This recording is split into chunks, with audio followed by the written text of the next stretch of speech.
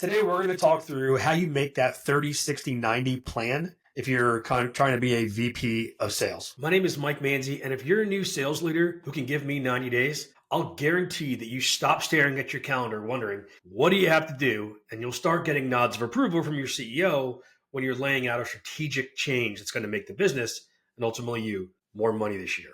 All by having documented processes to build and run a scalable sales team fast and without having to search through books or content, even if you have some crazy CEO or some really unique situation or really just no time. Here's how we do it. So I've had to personally build over 50 sales organizations, mostly from scratch, as a full-time head of sales and then ultimately a fractional head of sales. So obviously along the way, I've had to build a variety of templates, checklists, guides, and systems for myself to ensure I could do this quickly and effectively. Now I'm giving all of that to you. Get the official. Now I'm giving all of that to you. What includes? Now I'm giving all of that to you. What's included is three things. One, you get the official sales leader operating manual. This is the specific, tactical, step-by-step checklist of what to do for every piece of building and managing a sales org, whether that's starting from scratch or managing a team of sales managers. So you never have to search through books or try to translate some high-level guidance into actual tasks. Number two, you get the official sales leader templates. You have one headquarters document that houses everything from all the information you need for your one-on-ones all the way through compensation and your annual plan building. You get a customizable playbook even to carry with you on your road to CRO and over 50 other fill-in-the-blank templates so you can stop spending time searching for frameworks and formatting PowerPoints and start instead documenting systems that will make getting raises and promotions all but inevitable. And number three, you're going to get guidance directly from me. Every day of the week, you get access to me to ask me for advice on what to do, to verify something you've done, or check some idea that you're thinking about, even a document that you're working on, or a situation that you're in.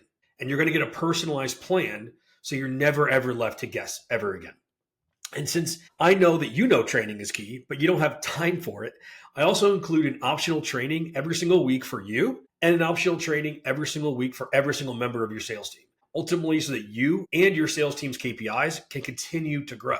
But you don't have to take on any risk here either. I'm sure you might be wondering, does this work in my industry? And while I've done this, like I said, over 50 industries, from pool installation companies to patio fabricators to enterprise sales SaaS organizations, you can't know that. You might be wondering, how easy is it to navigate the guidebook or how much time it's going to take? And no, it's all organized to ensure that what you need is where you think it should be. And heck, I've had people who don't even own computers to buy a computer and use this program and build a sales team. You can't know that. So I'm also offering a 100% plus $1,000 guarantee. Now, what this means is you can get all of your money back at any time just by sending me an email without any explanation needed. And not only will you get your money back immediately, but the next time you want to invest in some leadership training, whether it's with me or anybody, I'll give you $1,000 to invest. This way, you know that just by signing up for the course, you're effectively giving yourself a $1,000 budget for a different course. So I'm doing this because 0 people have ever taken me up on this. And I've had at least 5 people who didn't go from director or sales VP to CRO, but they went all the way from AE to VP, never mind everybody in between. Access to the program is $1,000 a month for 3 months.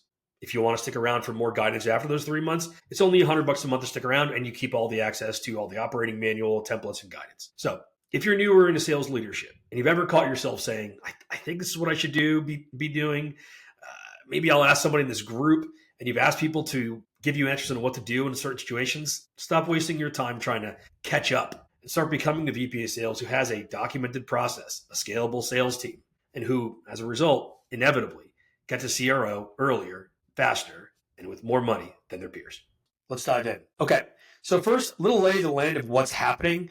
When you first come in that role, your first month, everything's going to feel like you need to just make an impact immediately. Don't worry. No one's freaking out about you making an impact in the first 30 days other than the sales team, and we're going to do one thing for the sales team to make sure that they're happy. Don't worry about you not knowing acronyms or anything like that.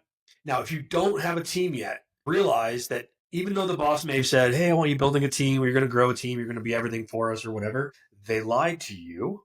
They only want you to do sales. So don't be like, oh, the first month I didn't bring any sales or any pipeline in, but I built these systems. Your boss does not care. I cannot tell you that enough. And then otherwise, if you do have a team that's already there, know that team is judging you. They're trying to figure out if you're a pushover or not a pushover. They can say things like, "Oh, I'll get to it tomorrow," not do it, and see if you follow up. If you are charmed by them, even if they're a C player, so that's what they're looking at. Now, this is the time when you should be spending figuring out information. In the 60 days, now the team is going to start to actually see you more of a team member. They're going to see you as like part of their team much faster than everybody else. But you are also going to find yourself getting looped into everything. Goes, oh, you should be involved in this. You should be involved in that. You should be in all these different meetings. Don't join all the meetings. Don't get sucked into things. Realize that you need to get one major thing accomplished for your boss within 90 days and a couple things done for your team within 30 days. All right. Now, know also that if your boss hasn't actually asked you for an updated plan, they are expecting it within that 60 days. So don't just think that 30, 60, 90 that you made during the interview was the one. You need to create a better plan once you're in there and have more info. Now, in the 90 days, you must have shown some impact somewhere that your boss can see. The team now is set. You've set the behavior on the team, and you are going to be seen as either the kind of manager where they're like, oh, they're so annoying, they can't think high level, I'll have to do the thinking for them, but they can do all the tactical stuff, or they're so annoying, they can do all the strategic stuff, but I'm not sure they're going to be able to do like all the nitty gritty pushing of buttons. So realize that you're probably falling in one of those two buckets. Now, let's dive in here. There's a variety of tools that you're going to want to have access to. These are all in the program that I sell, but I think this is a good thing for you to understand what you might want to build on your own if you don't want to join the program. Okay, so let's do this. Let's say you're walking into an org, team doesn't exist, you got to be a salesperson. In the first month, you need to understand everything that's going on and know the business inside and out better than everyone else in the organization, because they're all going to expect you to know it better than even they do for no reason. Trust me. Okay. So you're going to learn about their customers, and CRM's all set up, hopefully in some capacity, and you have some way to get leads. You're like, I know if we do outbound, we will get leads. In the next 60 days, you're starting to pitch to some people, and you now have generated leads. And in the 90 days, you're already on board. And you're already managing people because you have one person on board ideally, and you're closing those leads. Let's actually go deeper into this though. So the actions you're going to take. So first you want to identify the issues. Let me show you what I'm talking about here. So you're going to want to ask these questions of your sales team, of other teams, of the executives, of won customers and lost customers. And then my favorite thing to do is you actually go and you talk to people that are in your network or outside your network that have the role of who a customer is, but are neither in your pipeline or interested in being in your pipeline. If you do this, and you could do different groups of different types of people, you will be just constantly coming up with new ideas, things the company should be doing. And instead of writing them down on a piece of paper, write them all down here. Next thing you want to do is you want to go, how bad is it? 1 out of 10, how would I rate it? How much of an impact does it make? Right? So it's like the sales call, high impact. Lead system, high impact. The deck we use, medium impact, right? Then you want to think through and write down, like, what are all the things I would do to solve all of these items? So now you've got your list of all the things you could do. And you want to say, if I did that, how would I then score this item? So let's say, for example, the script. 7 out of 10 is how I rate it today. It's 10 out of 10 important. For the script, I think what we need to do is document it and train on the next steps. That's the one part we kind of sneak at. I think if we do that, we'll get to like a 9 out of 10. So now I've got my total score with 20. So I can very easily take all of this and just say, I'm going to work on discovery first and then script. And here's the reason for it. Best case scenario, you have a reason behind all the things you're doing or not. And if anybody ever pressured you on it, you could be like, this is how I prioritize it. Worst case scenario, you've got a list of things you could do for the organization and you can just pick it later. So that's what you're going to do here. Next thing you want to do is you want to create your plan. Let me show it to you the way that I have it set up in the program. So you're going to fill out the current situation. What are the general costs of the sales team? Not the humans, just the stuff. So it's like, okay, we're this much in phones and software and whatever. It costs us, let's say, 10 grand a month. We've got 2 account executives that make on target earnings of 150, 1 SDR who makes 75 grand. Me, a leader, we make 180 grand. And then I've got these 2 sections here, inbound and outbound. Now, if you get inbounds and you get outbounds, cool, keep it. If you only get inbounds and you're not going to get outbounds, cool, don't use the outbound section, vice versa. If you're like, we don't do inbounds and outbounds, but there actually are 2 different types of leads that are pretty different from each other, meaning we have leads that close at a significantly higher rate or lower or significantly higher deal size, then you could be like deal type 1, deal type 2. Maybe it's big deals, small deals, deals that knows the CEO, deals that don't know the CEO, whatever. Okay. So then for those categories, you just want to say on average, how many of those do you get per year? How many meetings are put in your calendar per year? If you don't have a year of data, no sweat. Just take the last month and multiply it by 12. If you don't have any even 1 month data, make an estimation of what you think you might get that month, like this next month, literally. Win rate of these deals, what percent of them actually close? Deal size of these deals, if they close, typically, how much do they close for? Do that for inbound and outbound, or deal type 1, deal type 2, or whatever. And now you've got your total idea of what the costs of the business are going to be, what the revenue will be, and what your ROI will be. Also, I included this. This is just simply 20% of your revenue, with the idea being that ideally, if you're a software company in particular, the sales team should cost you no more than 20% of the revenue they bring in. If you're not a software company, that number should be 20% of whatever your gross profit is. So if you sell like $1 million of mattresses and your cost of mattresses is 70%, you would then say it's 20% of 300,000. Okay, great. So I'm going to do that. Reset this. Then I'm going to come down and I'm actually going to write in some of my ideas of things we can do. So if you remember a second ago, we did this thing. So now this is sort of like soft. What can we do? It's important and I will do this to make it better. Now we're going to put some numbers to it. So you actually want to write down, okay, I'm going to hire a rep. And I think if I hire a rep, it's going to double the outbound deals, going to increase their deal size by 20% and increase their costs by 10%. So you're going to want to come up here and say our costs go up by 10%. AEs goes up by 50%. It's going to double our leads and it's going to increase our outbound deal size by, I think I said 20%. So now this says, great, we're doing 10 million today. We could do 17 million tomorrow if only we made this change. And it's going to give us whatever that is, 3 over 15, whatever, 20% increase in our ROI. So when you go to your CEO and you go, hey, I want to get a check for $275,000 to do this, and they go, well, what the hell are you talking about? You'll be able to say, here's exactly what I'm talking about. The beauty of this, or one of the beauties of this, is when the CEO says, that's crazy, I don't think that we're gonna double our outbound leads if we double our reps. It'll be like, cool. What do you think it's gonna do? Well, I think it'll only increase our leads by 20%. Okay. So then in that world, we still do make more. We make $2 million more. However, our ROI goes down. Do you want to do it now? So you can see how the conversation just with your CEO will be significantly differently. Now, the next thing that happens when you do this, by the way, is if marketing is included in your company, you're going to sit with the CEO and have this conversation until the point where the CEO goes, totally agree with this. This is the plan. But a lot of times, your ultimate number that you can get to is not the actual target. It's not enough. So you're going to go to the CEO and go, man, is there anything else I could do? And they're going to go, no. And you're going to go, nothing I can do either, man. How else are we going to get there? And the CEO is going to go, well, I guess we're going to have to get it from marketing. Okay. So then marketing, instead of just saying, we're going to send a bunch of leads, they will actually have to do some version of this to figure out how they're going to back into increasing your leads by whatever number you guys have decided to hit, whatever target it is. So there's the other benefit of it. All right. So that's what your go-to-market plan is. That's how we're going to figure out what your annual plan is by getting all this information around win rate and deal size. You want to set up your CRM. So I've got some videos here on how to set things up. Let me just show you an example of what I mean now. So this is how you want to have the SDR pipeline set up. If you have SDR pipelines, like what should happen at each stage, what's the exit criteria, all of that. Same thing for the AEs. You want to have an idea of what your ICP is.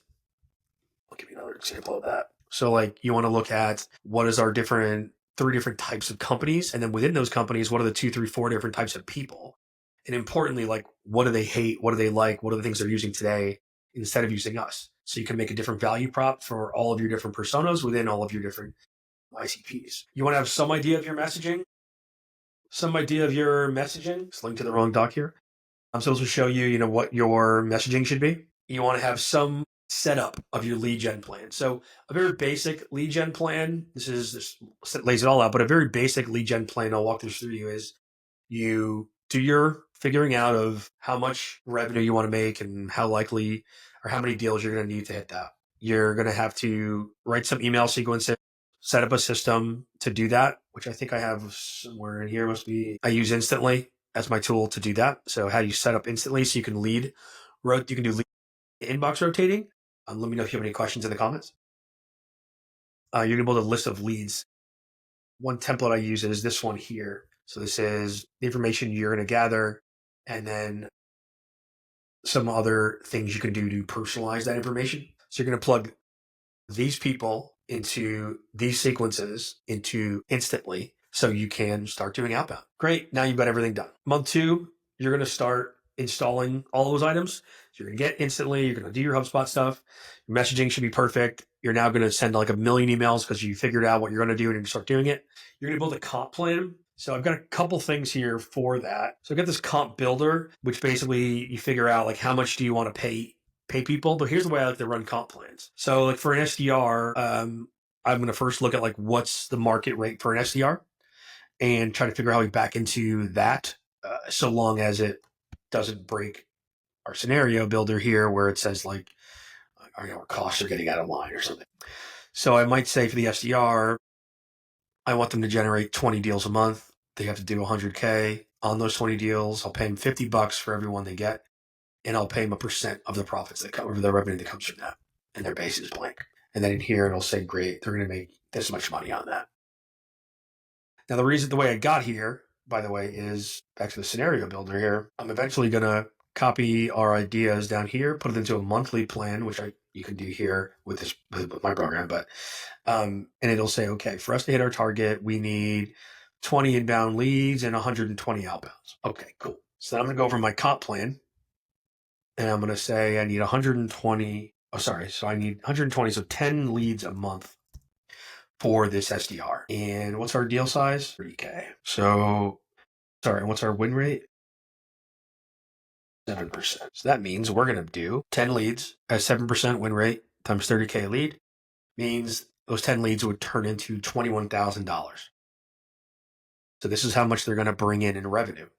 So I do this because now I'm going to see what this SDR makes. Let's say I want this SDR to make $80,000. Would be good pay for an SDR. So I'm going to come in here, and this base is already put in because we already said 65K. And the SDR variable is in here. It's off. So I'm going to figure out how do I want to pay him more. Do I want to pay him more per lead? That's one way I could do it. It kind of helps me get there. Maybe I can pay him a little bit more, 0.5, 0.75. All right. We're going to pay you $110 per lead and 1% of every deal that you bring in. So that means that in your first year, since there's 3 months of ramp, or a few months of ramp, you will earn 76K, but your total on-target earnings fully ramped are 81K. So you can adjust this, of course, by simply changing the ramp. Just make sure that you're figuring that out in your own comp plan, whatever you're building. You can do the same for the AEs, same for the VP as well. Now, you're going to want to start posting for the job. I've got plenty of job descriptions for you, and you're going to want to screen the candidates. So what I do for screen the candidates, I've got multiple different questions you want to ask, different categories of questions. I rank them. I give them a rating on their answer. And then based on that rating times that weighting gives me an ultimate score, whether they're an SDR, an AE, an enterprise AE, or a VP of sales. You can do it however you'd like. Now your team exists. You're screening more candidates. You might be making some messaging changes. You're going to need to build onboarding for that new hire. So obviously, as you guys can tell, there's kind of a theme here. So I have some templates for this, but of course you can build on your own. What I'd like to do for onboarding is always make sure I'm showing how you get paid, how you get fired, how you get promoted, things they can do to get better if they want to get better, give them an idea of what we do, our meeting cadence. I give them something to do to learn about prospecting, the market, sales, calls. And at each stage, I have them send me their information, whatever video they made or whatever, so I can verify it. Now, the program, I've got a whole document for this, but this gives you a good idea of what this process typically looks like. I like to do personal plans with each rep on the team. So I'll have them come in here and say, hey, I actually want to make 200 grand. And I only make 65. And I get 10% commission rate on all my deals. Cool. Well, we've decided that my win rate is 10% and my deal size is 30K. And I'm going to get 2 deals a month from marketing. So it's 24. Okay.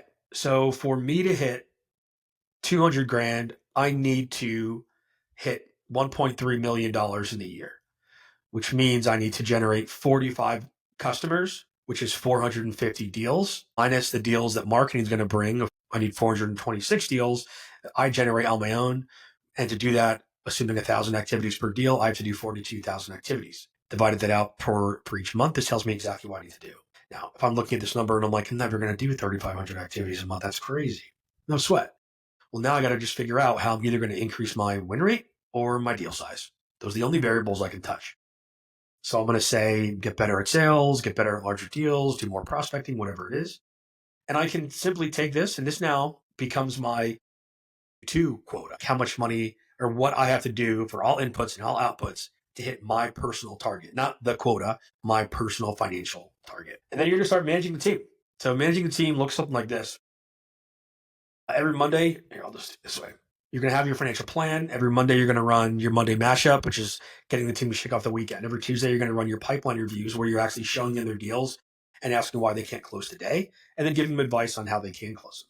Wednesdays, you're going to run one-on-ones where you create a relationship with the rep, doing 10 minutes for personal talk, 10 for professional talk, 10 for future. Thursdays, you might run some training. Fridays, you're going to want to run some analysis and some forecasting on the numbers to prep for next week's meeting with your boss. So a typical week might look something like this. And that's what it's going to look like if the team doesn't exist. Now, you'll see a lot of similar things if the team does exist, but let's walk through the specifics. Just like before, we're going to figure out what the issues are, prioritize those issues.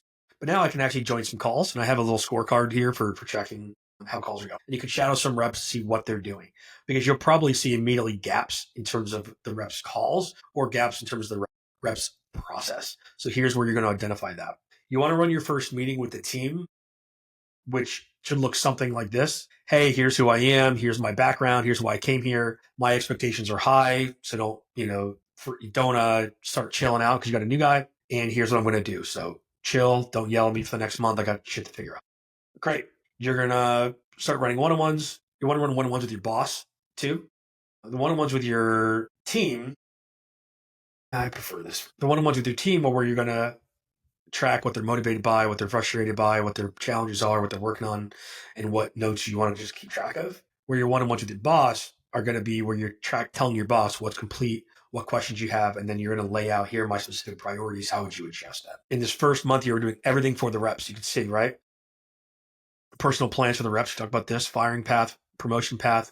You're going to have your scorecard where you're showing what you're going to hit every month, how much each person on the team is going to have to do in order to hit that target. So now you've got all of your major changes priorities. The one thing I didn't really mention here are two things. One is you want to make sure you get a quick win with the sales team. This means there's probably some stupid thing the sales team has to do that you can just stop having them do. It's some field meeting process.